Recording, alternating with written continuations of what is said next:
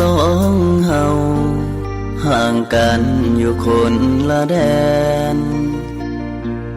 แต่เป็นแผน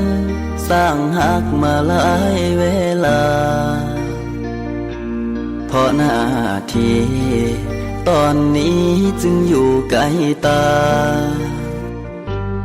การเวลา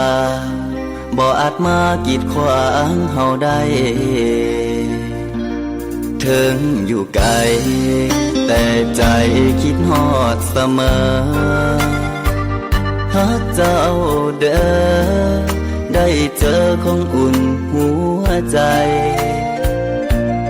อยู่ทางนี้บ่มีคนสองคนใหม่น้องจงเสื่อใจหากพ้องได้บ่ให้ผิดหวังเส้นทางที่เฮาห่วงไตหัวใจที่เฮาเคียงคู่ยังเก็บรักษาไว้อยู่บ่ให้เสียหา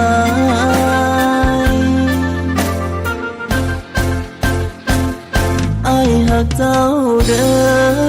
หักเสมอน้องจงได้ยินเบียกงานจบสิ้นมือใดจงกลับคืนมา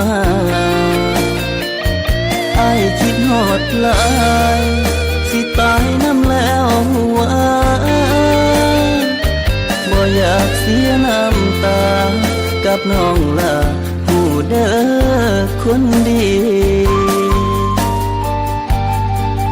คิดถึงเจ้าหลายอยากให้คืนมาแบ่งเวลาให้คนทางนี้อาจจะคอยจนมื้อนั้นมีคือวันที่น้องกลับคืนมา